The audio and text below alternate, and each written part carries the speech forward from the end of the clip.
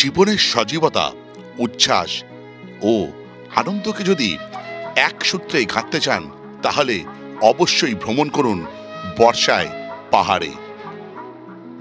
বর্ষাকালে পাহাড়ের দৃশ্য সত্যি মন মুগ্ধ করে তোলে। চারিপাশের সবুজ যেন আরো গাঢ় হয়। মেঘেদের আনাগোনা আর কুয়াশার চাদর এক মায়াবী পরিবেশ তৈরি করে। আর বর্ষাকালের পাহাড় বলতে একটি জায়গার কথা প্রথমেই মনে পড়ে, তা হল পাহাড়ের রানী দার্জিলিং। বর্ষায় দার্জিলিং ভ্রমণের এবারের যাত্রা শুরু হয়েছিল এনজিবি স্টেশন থেকে। আমি বেরিয়ে এসেছি এনজিবি স্টেশন থেকে। আমি তাড়াতাড়ি আগে দার্জিলিং থেকে রওনা হই। এখানে প্রচন্ড গরম, আমার তো মনে হয় কলকাতা থেকে গরম বেশি। 40 টাকার বিনিময় একটি ম্যাজিক গাড়ি করে এরপর আমি পৌঁছে গেছিলাম দার্জিলিং মোড়। ঘড়িতে বাজে 11:20। এখন আমি দাঁড়িয়ে আছি দার্জিলিং মোড়ে। এখানে হচ্ছে দার্জিলিং যাওয়ার বিভিন্ন গাড়ির স্ট্যান্ড, যেখানে শেয়ার গাড়ি পাওয়া যায়। আর এখান থেকে দার্জিলিং যাওয়ার ভাড়া হচ্ছে 250 টাকা। দার্জিলিং এখান থেকে মোটামুটি ডিস্টেন্স হচ্ছে প্রায় 70 কিলোমিটার মতন, 77 কিলোমিটার ইনফ্যাক্ট। আর এটা বলে কি, এখান থেকে কার্শিয়াং যাওয়ার ভাড়া হচ্ছে 150 টাকা। এখন কতক্ষণে ছাড়বে কে জানে। আমি এই সামনের সিট দুটো নিয়ে নিয়েছি। এটা বেশি পড়ছে, কিন্তু কিছু করার নেই। আমার সঙ্গে বিভিন্ন গ্যাজেট আছে, তাও আমি ওটাকে তুলে নিয়ে যাওয়াটা বেশ মুশকিল। বিশেষ করে আমার চিড়িয়া রয়েছে আমার ব্যাগের মধ্যে। 11:50 আমাদের গাড়ি ছাড়লো দার্জিলিংয়ের উদ্দেশ্যে। জানি না কতবার এই পথ দিয়ে গিয়েছি, তবুও যতবার যাই ততবার নতুনই লাগে।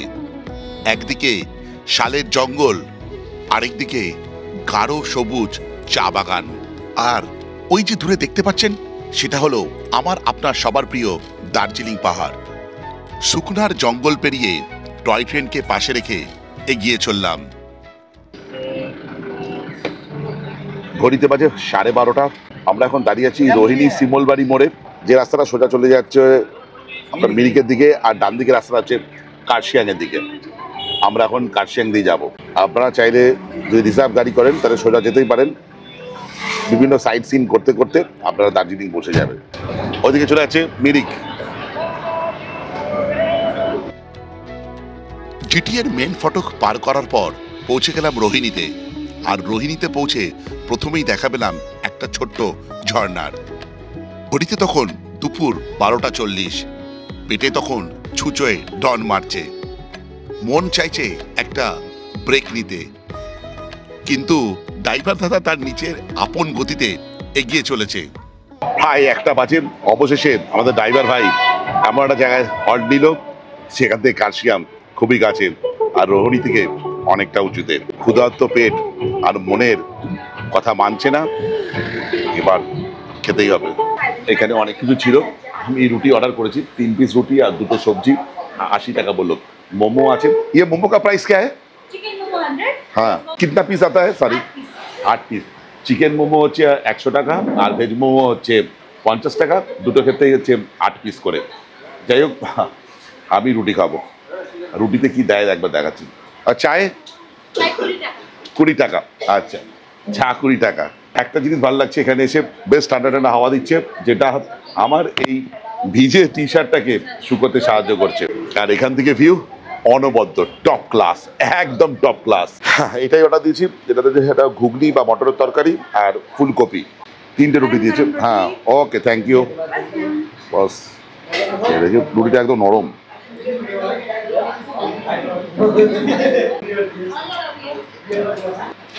ঘুগনিটা ভালো করে যা।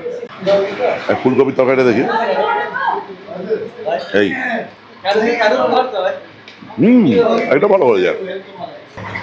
একটা করি, আমরা রওনা দিলাম দার্জিলিংয়ের উদ্দেশ্যে। লাঞ্চ সম্বন্ধে যদি বলতে হয়, ভালোই ছিল। রুটিগুলো কিন্তু ময়দার রুটি, আটা রুটি নয়। ঘড়িতে এখন 1:30। আমরা পৌঁছে গেছি কার্শিয়াং। আর আমার বাঁদিকে Kurseong toy train station. Petrol পাম্পটার আকৃতিটা শুধু দেখুন, কয়টুখানি জায়গায় পেট্রোল পাম্প। যে কারণে আমার এবার পাহাড়ে আসা, সেই কারণেই সোনাদা পেরোনোর পর আমাকে স্বাগত জানালো। এই সিক্ত এবং ঘন সবুজ দার্জিলিং দেখব বলেই তো পাহাড়ে আসা।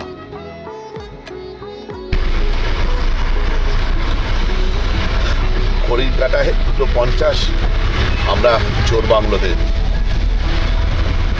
আমরা যাচ্ছি মুভ হয়ে দার্জিলিংয়ের পথে। দুপুর 2:54 আর আমাদের গাড়ি এখন পাস করছে ঘুম রেলওয়ে স্টেশনকে। ঘড়িতে 3:16। অবশেষে আমি ফেমাস দার্জিলিং রেলওয়ে স্টেশনের সামনে। এবার এদিক দিয়ে সিনটা একবার দেখাই আপনাদের। এখান থেকে কাঞ্চনজঙ্ঘা দেখা যাচ্ছে না, ভানু ভবন কিছুটা দেখা যাচ্ছে, আর বাদ বাকিটা পুরোটাই হেজি। এটা এক্সপেক্টেড, আমি এরকম আশা করেই এসেছিলাম। আমার অভিজ্ঞতা আছে, কাঞ্চনজঙ্ঘা বহুবার দেখেছি, এ সময় না দেখলেও চলবে। আমি বর্ষায় দার্জিলিংয়ের রূপ দেখতে চেয়েছি, সবুজ দার্জিলিংকে দেখতে চেয়েছি, তাই জন্য এখন আসা। চলুন আমি আমার হোটেলের দিকে যাই। আমাদের যে হোটেলটা সেটা হচ্ছে ঠিক রেলওয়ে স্টেশনের পাশ দিয়ে একটা রাস্তা উঠে গেছে এই চার্চের দিকে, এই দিকে যেতে হবে। এবারে আমি ছিলাম হোটেল সেন্ট্রাল ভিউয়ে, যার পারফেক্ট লোকেশন হলো দার্জিলিং সার্কিট হাউস। এই হোটেলে থাকার অন্যতম কারণ ছিল যে এক লপ্তে আপনি দেখতে পাবেন দার্জিলিং যে 3টে কারণে বিখ্যাত, সেই 3টি কারণকে, যেমন চা বাগান, টয় ট্রেন আর শ্বেতশুভ্র কাঞ্চনজঙ্ঘাকে। চলুন তাহলে এই হোটেলের কিছু রুম ট্যুর করে নেওয়া যাক। আমি 308 নম্বর রুমে আছি এই হোটেলে সেন্ট্রাল ভিউয়ে। রুমটা যে বিশাল বড় সেরকম না, ঠিকঠাক বাজেট রুম। তো এটা ডাবল বেড, 2জন অকুপাই করতে পারবে। এখানে একটা টেবিল রাখা আছে, আর এখানে একটা ওয়ার্ডরোব আছে, টিভি আছে, হ্যাঙ্গার আছে। লাগেজপত্র আপনারা এখানে রাখতে পারবেন, 2জনের জন্য লাগেজ এনাফ। তো এখানে একটা মিরর আছে, চার্জিং পোর্ট এখানে রাখা আছে, আর টিভির পাশে দেখুন চার্জিং পোর্ট আছে এই। আর এর ওয়াশরুমটা হচ্ছে জাস্ট এই, গিজার আছে, বেসিন আছে, আর মিরর আছে এইটা। আর যেটা দেখানোর সেটা হচ্ছে এই রুম থেকে ভিউ। এটা কিন্তু কাঞ্চনজঙ্ঘা ভিউ রুম, যেটা এই মুহূর্তে মেঘে ঢাকা কাঞ্চনজঙ্ঘা। এটা খুলে দেওয়া যায়, ওয়েদার ক্লিয়ার থাকলে এখান থেকে কাঞ্চনজঙ্ঘা দৃশ্যমান। দুর্দান্ত দার্জিলিং শহরের একটা ভিউ পাওয়া যাচ্ছে, একদম টপ নচ বললেও কম বলা হবে, টপ ক্লাস রাদার। আমি বিভিন্ন টাইপের হোটেল আপনাদের সামনে তুলে ধরি, কখনো ম্যালের কাছে, কখনো ম্যাল থেকে একটু দূরে, কিন্তু কখনো কখনো কাঞ্চনজঙ্ঘা দেখার জন্য ম্যাল থেকে একটু দূরে থাকাও বাঞ্ছনীয়। খুব যে দূরে সেটা নয়, সেটাই পরে এই ভিডিওতেই আপনাদের সামনে প্রকাশ করব। আর এখান থেকে দার্জিলিং স্টেশন বা টয় ট্রেনকে আপনি সারাক্ষণ দেখতে পাবেন, সেটাও দেখাচ্ছি বারান্দা থেকে। ধরে শুধু দার্জিলিং শহরটাকে কত সুন্দর লাগছে রুম থেকে, শুধু দেখুন। এই দেখুন, একটু জুম করছি, এই দেখুন, একদম টপ ক্লাস। এই যে দেখুন দার্জিলিং স্টেশনের যে টয় ট্রেনের লাইন, এটাও দেখা যাচ্ছে এখান থেকে। আমি সেন্ট্রাল ভিউ হোটেলের 303 নম্বর রুমটা একবার জাস্ট রুম ট্যুর করে দেখাই। এটা ব্যাক সাইডে, এটা দেখুন আপনার ডাবল বেড, কিন্তু এখানে 3জন আপনি অকুপাই করতে পারেন। এখানে খাটটা কিন্তু বড়, আমার থেকে খাট দিয়েছিল তার থেকে ওই খাটটা বেশ বড়। চার্জিং পোর্ট এখানে রয়েছে, ওইখানে রয়েছে টিভি আছে, এখানে একটা মিরর আছে, আর ওখানে ছোট্ট মতন একটা ওয়ার্ডরব আছে, আর এইখানে একটা চার্জিং বোর্ড আছে হিটার লাগানোর জন্য। আই থিঙ্ক রুমটা এরকম জায়গাতে খুব একটা স্পেসিয়াস বলবো না, ঠিকঠাক 2জনের জন্য ঠিকঠাক। আর এদিকে একটা ডাস্টবিন আছে। এর ওয়াশরুমটা দেখাই। ওয়াশরুমটা আছে, প্রথমে দেখতে পাচ্ছি গিজার আছে, ওয়াশরুমটা বেশ বড়, আর ওয়েস্টার্ন কোমোড আছে, বেসিন আছে, আর মিরর আছে। এই রুমের ভাড়া অফ সিজনে 1000 টাকা করে, আর সিজনে 1500 টাকা, মানে 1000 থেকে 1500 টাকার একটা রেঞ্জ নিয়ে নিন, এর মধ্যেই ভাড়া ওঠানামা করে। তবে এটা শুধু রুমের ক্ষেত্রে, যদি আপনারা প্যাকেজ দিতে চান, মানে ফুডিং লজিং হিসেবে আপনি এখানে থাকতে পারেন, সেক্ষেত্রে কত সেটা আমি স্ক্রিনে বা ডেসক্রিপশানে দিয়ে দেবো। হোটেল সেন্ট্রাল ভিউয়ের 301 নম্বর রুমটা একবার রুম ট্যুর করে দেখাই। রুমটা বিশাল বড়, বিশাল বড়, মানে বিশাল বড়, মানে ট্রিপল বেড বলছে। ওখানে তো 2জন, এখানেও 2জন, মানে 4জন আরামসে থাকতে পারবে। আর তাছাড়া একটু দেখুন কতটা জায়গা আছে, অনেকটা জায়গা আছে। এখানে একটা মিরর আছে, এখানে একটা চার্জিং পোর্ট, ওইখানে চার্জিং পোর্ট আছে। আর যেটা আমার সবচেয়ে ভালো লাগছে, এই হোটেলের রুমগুলো পরিষ্কার পরিচ্ছন্ন, খুব বিশাল সাজানো গোছানো এরকম নয়, কিন্তু বেসিক যা জিনিসপত্র আপনার দরকার সেগুলো আছে। ওই দিক দিয়ে একটা ভিউ জানলা আছে, আর এদিকে টেবিল রাখা আছে। আর একবার ভিউটা একবার দেখাই ভিউটা, একটু ভিউ দেখানো যাক। জানলা দিয়ে এরকম ভিউ বাইরে, এখান দিয়ে কিন্তু কাঞ্চনজঙ্ঘা দেখা যায় পরিষ্কার দিনে। এই রুমের একটু ওয়াশরুমটা দেখাই। ওয়াশরুমটা বেশ বড়, গিজার তো আছেই, আর এই হচ্ছে ওয়েস্টার্ন কোমোড, আর বাকি বেসিক সুযোগ সুবিধা যা থাকা দরকার সবই আছে। আর এই হচ্ছে বেসিন। এই রুমটার ভাড়া হচ্ছে অফ সিজন থেকে সিজনে যদি এটা ব্যান্ড করা হয় 1400 থেকে 1800-র মধ্যে। অফ সিজনে 1400 টাকা, আর সিজনে 1800 টাকা। আর আরেকটা জিনিস বলে রাখি, সেটা হচ্ছে ওনাদের কিন্তু প্যাকেজ সিস্টেমও আপনারা থাকতে পারেন, যেমন ফুডিং লজিং হিসেবে। সেক্ষেত্রে অফ সিজন আর সিজনে যদি একটা ব্যান্ড করা হয়, থাকা খাওয়ার ক্ষেত্রে খরচ হচ্ছে 800 টাকা থেকে 1200 টাকার মধ্যে।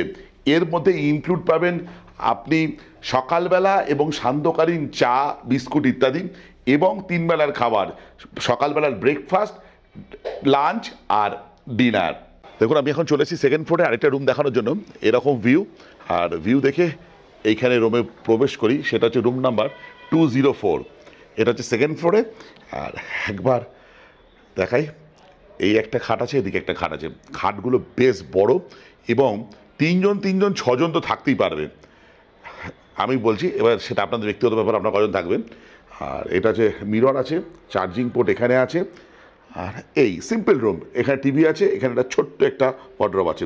রুমটা বেশ বড়, আর এখান থেকে একটা জানলা আছে, যেখান থেকে বাইরের এরকম দৃশ্যপট দেখা যায়। এই দেখুন, একদম টপ ক্লাস ভিউ। এই রুমে চলে এলাম, এখানে কাঞ্চনজঙ্ঘা দেখা যায়, কিন্তু একদম কাঞ্চনজঙ্ঘা ফুল রেঞ্জ। আর এইটা হচ্ছে কমন ব্যালকনি একটা, যেখান থেকে দাঁড়িয়ে আপনি এখান থেকে এই ভিউ চাক্ষুষ করতে পারবেন। মেঘে ঢেকে গেছে। আর আমি অবশ্য এই ভিডিওতে কেমন ভিউ হয়, বিভিন্ন সময় তো ভিডিও করছি, তো সেটাও তুলে ধরবো।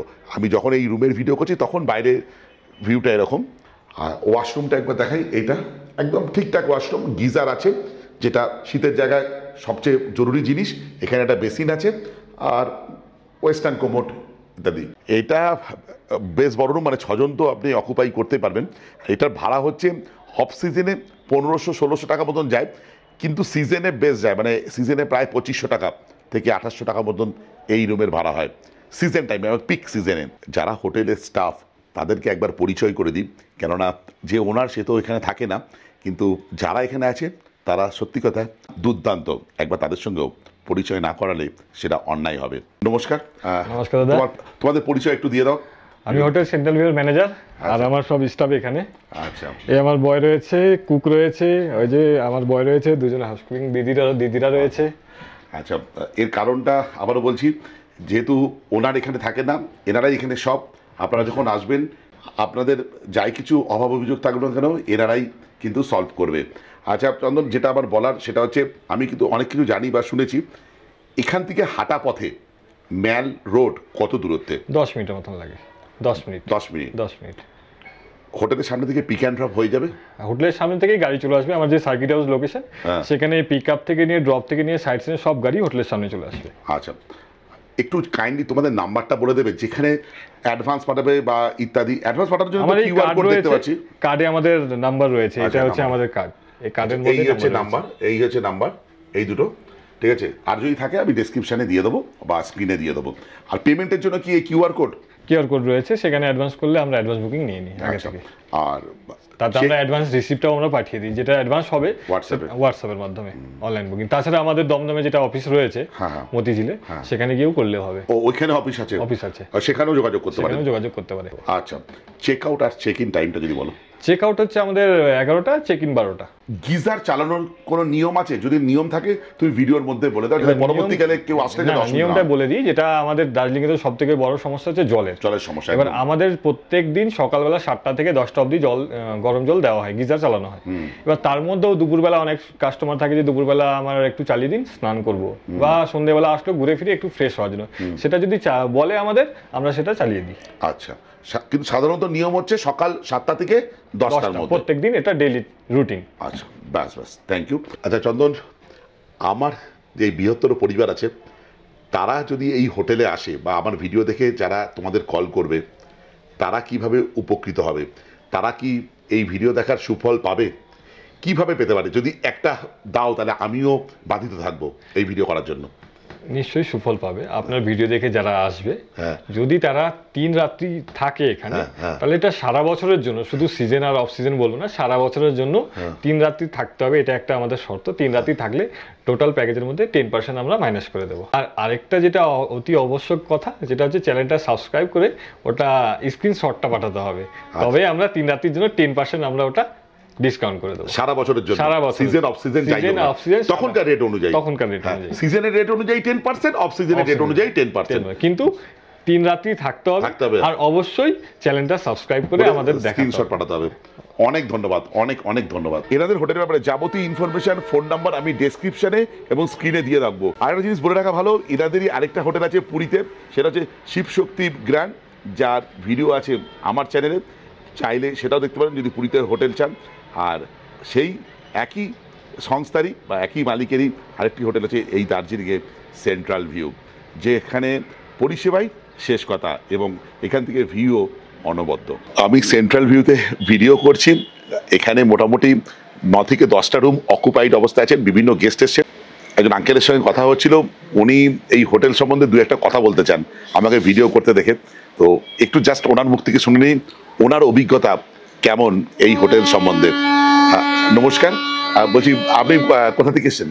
আমি এসেছি নৈহাটি থেকে। নৈহাটিতে, মানে অভিজ্ঞাটা কেমন এই হোটেল থেকে? মানে দুটো যদি যুক্তি দেন, মানে কি কারণে ভালো লাগছে বা খারাপ লাগছে এই হোটেলটা? এক নম্বর হচ্ছে এখানকার যে রেটটা, রিজনেবল রেট। হ্যাঁ হ্যাঁ। এবং হোটেলটা বিশাল হাইফাই না, হ্যাঁ, কিন্তু এখান থেকে যে ভিউ, ভিউটা অসাধারণ, অসাধারণ অসাধারণ ভিউ। আর এখান থেকে ম্যালও আপনার ওয়াকিং ডিস্টেন্স। হ্যাঁ, মানে মোটামুটি তাড়াতাড়ি গেলে 10 মিনিট, আর যদি রিল্যাক্স মোডে যান 15 মিনিট। ঠিক আছে, আচ্ছা। আর গাড়ি যেমন আপনাকে একদম হোটেলের সামনে এসে নামিয়ে দিয়ে, আচ্ছা, এখান থেকে আপনাকে পিক আপ করবে একদম। আর আরেকটা যেটা আমার খুব জানতে ইচ্ছা করছে, সেটা হচ্ছে এই যে আপনি হোটেলে এসেছেন, সেই হোটেলে মানে যে স্টাফদের বিহেভিয়ার, ওটা কেমন? অসাধারণ, ওদের আন্তরিকতার কোনো অভাব নেই, তাই তো? এটাই খুব ভালো।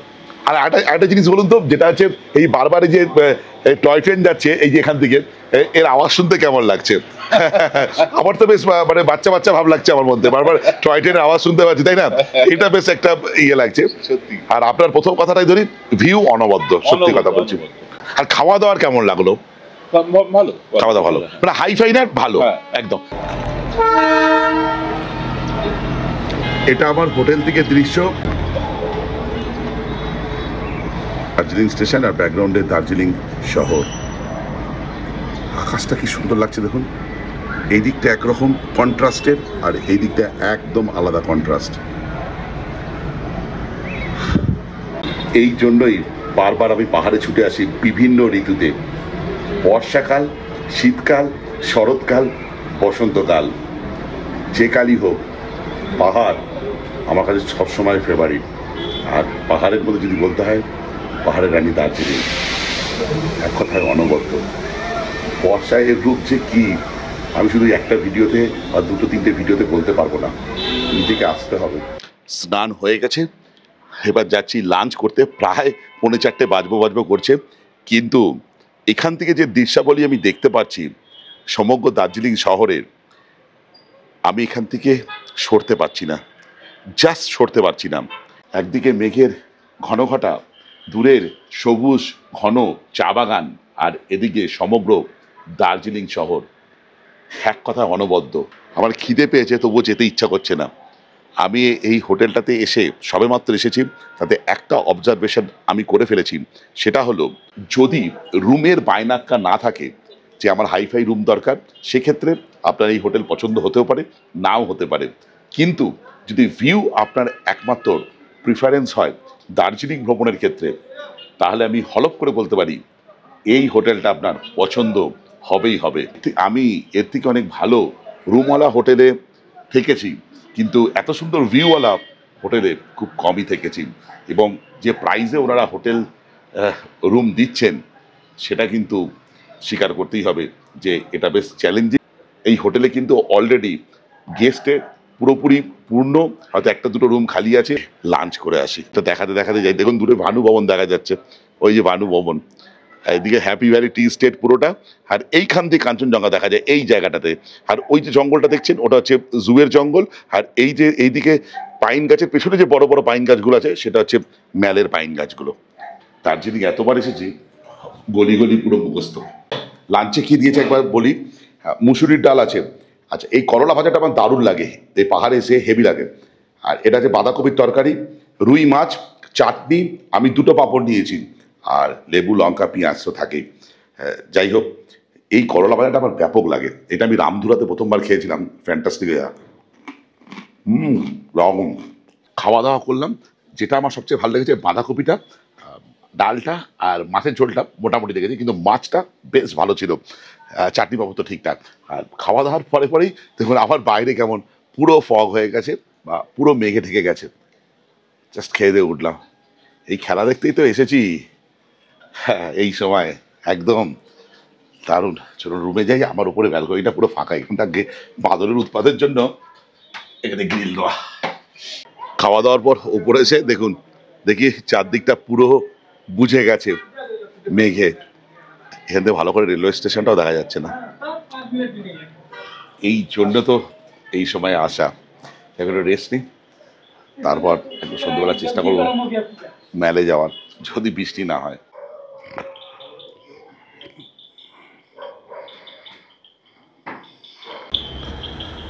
ভাই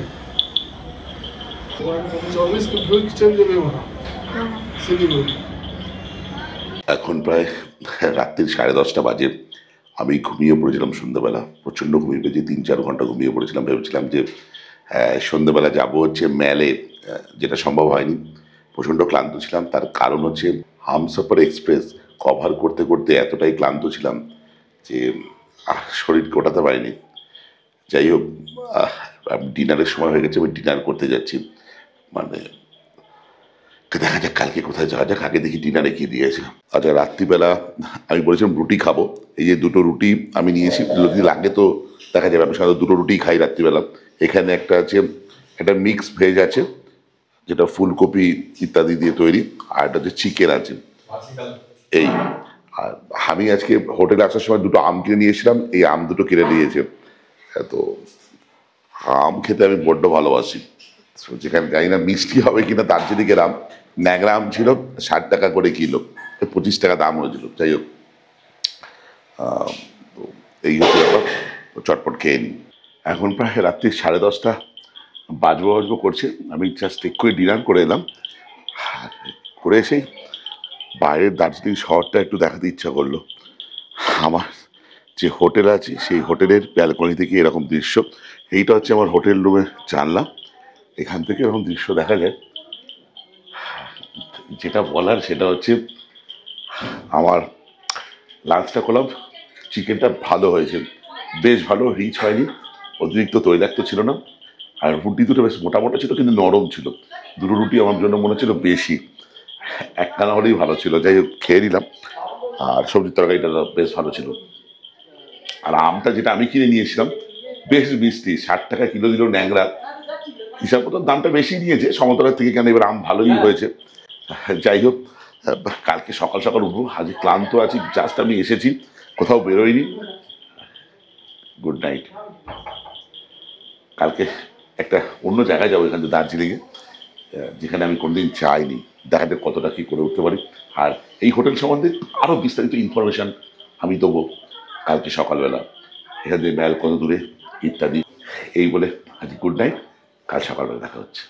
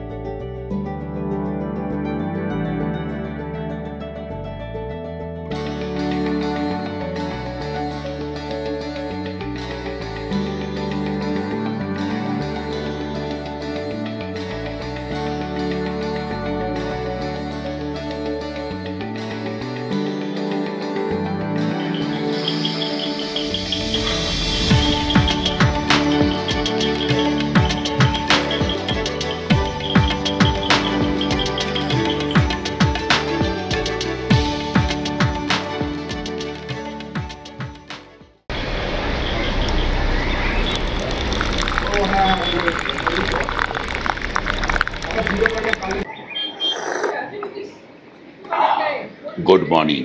এখন ঘড়িতে বাজে ভোর 5টা, আর আমার সামনে ধরা দিয়েছে দার্জিলিং এর এক অন্য রূপ। আমি এতবার দার্জিলিং আসলেও এরকম রূপের দেখা কোনোদিন পাইনি। কোন দিকটা ছেড়ে কোন দিকটা দেখাবো, এ এক মায়াবী জগৎ, যেখানে লেয়ারের পর লেয়ার মেঘ ভেসে বেড়াচ্ছে, পাইনের জঙ্গল ছুঁয়ে আবার যেন আকাশে উঠে যাচ্ছে, আর এদিক থেকে মেঘ জমিতে নেমে আসছে। ভগবান, আকাশটা দেখুন, এক ফালি নীল আকাশ, চারদিকে ঘন ঘটা মেঘে, আর তার মধ্যে আমাদের কাঞ্চনদা। টপ ক্লাস, একদম টপ ক্লাস। আমি যে হোটেলে আছি সেখান থেকে এই ভিউ। আবারও বলছি, কোনো হাইফাই হোটেল নয়, বেসিক হোটেল, কিন্তু দুটো জায়গায় এই হোটেল হাইফাই। এক, এনাদের আতিথেয়তা, আর দুই, এখান থেকে ভিউ যা আপনাকে হতবাক করে দেবে। দার্জিলিংকে কেন পাহাড়ের রানী বলা হয়, আমার এই ছোট্ট ক্লিপটাই যথেষ্ট, যেখানে আপনি এক লপ্তে দেখতে পাবেন দার্জিলিংয়ের আইকনিক 3টে জিনিস। সামনে টয় ট্রেন, দূরে চা বাগান, আর 3 নম্বর কাঞ্চনজঙ্ঘাকে, আর আছে সমগ্র দার্জিলিং শহরকে দেখার হাতছানি। কালকে রাত্রির দিকে ভালো বৃষ্টি হয়েছে এখানে, তাই জন্যই আকাশটা অনেকটা ক্লিয়ার হয়ে গেছে। আমি এখন হোটেলের যে ফ্রন্ট সাইড সেখানে আছি। দেখুন, একটু দেখাই, যেখানে গাড়ি আসবে সেটা একবার তুলে ধরি। আমি জাস্ট একটু ব্রেকফাস্ট করে উঠলাম, যেটা ব্রেকফাস্টটা বেশ ভালো, পেট ভরে খেয়েছি। সাধারণত আমি 5টা লুচি খাই না, কিন্তু খেয়ে নিয়েছি আজকে। ঘুগনিটা দারুণ ছিল। এই হচ্ছে সার্কিট হাউস সামনে, এখানে আপনাকে গাড়ি নামিয়ে দেবে, রিজার্ভ করে আসলে কোথাও হাঁটতে হবে না। আর এই হচ্ছে আমাদের হোটেল, হোটেল সেন্ট্রাল ভিউ। এই তার হচ্ছে ছাদ, আপনি 14টা সিঁড়ি নামলে আপনি হোটেলে পৌঁছে যাবেন। এই দিক দিয়ে হচ্ছে ম্যালের রাস্তা। যাই হোক, একবার এখান থেকে হেঁটে হেঁটে ম্যাল পর্যন্ত যাব। আর যেটা এই হোটেলের মেন ল্যান্ডমার্ক সেটা হচ্ছে এই circuit house, Darjeeling circuit house. এই দেখো, আর এই হচ্ছে আমাদের হোটেল সেন্ট্রাল ভিউ। একবার আপনাদের দেখাই এখান থেকে ম্যাল কতটা দূরে।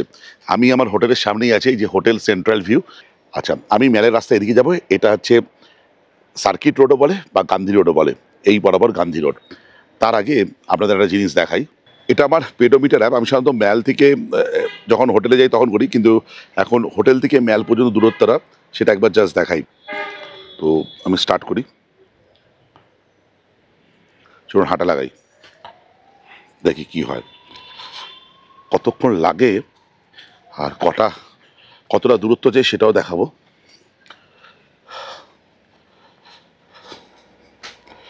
চলো, পুরো তো ধরা সম্ভব না, কিন্তু একটা অনুমান আপনাদের তুলে ধরবো। আমরা 212টা 220টা স্টেপ চলে এসেছি। কিছুটা হালকা চড়াই ছিল। হোটেল সামিটের সামনে দিয়ে হাঁটছি আমরা, সামিট হোটেল স্যান্ডিসর। দেখুন, এখানটা আবার একটু ফ্ল্যাট রাস্তা, এখানে চড়াই উতরাই কিছু নেই। 715টা স্টেপ, 503 মিটার, যেটা বলা সেটা হচ্ছে বেশিরভাগটাই ফ্ল্যাট রাস্তা। দেখুন, কুঙ্গাতে ভিড় দেখেছেন, মারাত্মক, দেখে পাচ্ছ। অবশেষে আমি ম্যাল রোডে 1076টা 1080টা স্টেপ অতিক্রম করে, আর দূরত্ব অতিক্রম করেছি 757 মিটার। এইটা হচ্ছে ম্যাল রোড। দেখুন, কেভসের সামনে এই সোজা গেলে ম্যাল, এটাই সেখান দিয়ে ম্যাল রোড শুরু হচ্ছে। 9 মিনিট লাগলো আমার এই ম্যাল রোডে পৌঁছাতে। তাহলে মোটামুটি একটা ধারণা হয়ে যাবে যে আমার হোটেল থেকে এই ম্যাল কত দূরে। একটু ম্যালে যাই, দার্জিলিং এসেছি ম্যালে যাবো না এটা তো হতে পারে না, বহুবার গিয়েছি, একবার যাই। মুখ থেকে আসতে মোটামুটি 5 মিনিট সময় লাগলো। ধরে নিন আমার হোটেল থেকে পুরোপুরি ম্যালে পৌঁছাতে ওই 15 মিনিট মতন সময় লাগবে। দার্জিলিং ম্যালে বহুবার গেছি, বিভিন্ন সময় গেছি, বিভিন্ন ঋতুতে গেছি, আর প্রতিবারই নিজেকে অন্যভাবে আবিষ্কার করেছি। আর এবার ম্যাল থেকে আরেকটা জিনিসও দেখলাম, সেটা আপনাদের সঙ্গে শেয়ার না করে পারি কি করে। দেখুন, দার্জিলিং ম্যাল থেকে মহাদেবের মূর্তি, যেটা নামচি চারধামে একদম টপে অবস্থিত, এখান থেকে দেখা যাচ্ছে। টপ ক্লাস না? একদম টপ ক্লাস। একটু আবছা, যাই হোক, আমার ফোনে যতটা জুম হয় ততটাই আমি দেখালাম। ওম নমঃ শিবায়। এদিক ওদিক ঘুরে ম্যালে কিছুক্ষণ সময় কাটালাম। এরই মধ্যে চলে এলো বুমবুমের ভিডিও কল। আর কি, তারপর সোজা রওনা দিলাম হোটেলের দিকে। গিয়ে সেরে ফেললাম সেদিনকার লাঞ্চ। লাঞ্চ শেষ করার পর বৃষ্টি মাথায় নিয়ে বেরিয়ে পড়লাম আমাদেরই হোটেলের অনতি দূরে অবস্থিত দার্জিলিংয়ের দুটো অন্যতম সেরা দ্রষ্টব্য স্থান, পিস পাগোডা আর জাপানিজ টেম্পল। বর্ষায় দার্জিলিংয়ে আমি যতবার এসেছি ততবারই আমি রোমাঞ্চিত হয়েছি, শিহরিত হয়েছি এবং গর্ববোধ করেছি যে দার্জিলিং ততটাই সুন্দর যতটা অন্য ঋতুতেও। আপনারা আসুন, বর্ষাকালে আসুন, এখন হোটেলের ভাড়াও কম আর প্রকৃতি একদম তরতাজা। কিছুটা চড়াই, কিন্তু বেশিরভাগটাই ফ্ল্যাট রাস্তা। আর ফানগুলো দেখুন এত সুন্দর লাগছে। ওহ দেখুন, পৌঁছে গেছি Buddhist temple piece pagoda. 17-18 minute লাগলো আমাদের। আমরা আস্তে আস্তে হেঁটেছি, অ্যাপ্রক্স 20 মিনিট হোটেল থেকে, আমাদের হোটেল থেকে। আর আমরা কিন্তু তাড়াহুড়ো করিনি, আমরা আস্তে আস্তে হেঁটেছি। আচ্ছা, এখানটা আবার স্লোপটা দেখুন ডাউন আছে, কিন্তু এখানটা আবার উতরাই। তবে আমার এই ভিডিওতে এটা দেখানোর উদ্দেশ্য এই নয় যে আপনাদেরও এরকমভাবে আসতে হবে। তারা শারীরিকভাবে সক্ষম, মানসিকভাবে উজ্জীবিত, তারা আসতেই পারেন। এবার ব্যাপারটা সম্পূর্ণ আপনার মানসিক এবং শারীরিক ব্যাপার, আসবেন কিনা। আমি তো পিস পাগোডা আর জাপানিজ টেম্পলে এসেছি, যেটা বর্ষাকালে আপনাদের সামনে তুলে ধরছি। এর রূপ, এটা এক মাদকতা আছে এই রূপের, কিন্তু ডিসেম্বর মাসে যখন পরিষ্কার আকাশে এই জায়গাটা কেমন লাগে সেটাও একবার আপনাদের সঙ্গে শেয়ার করি। চলুন তাহলে।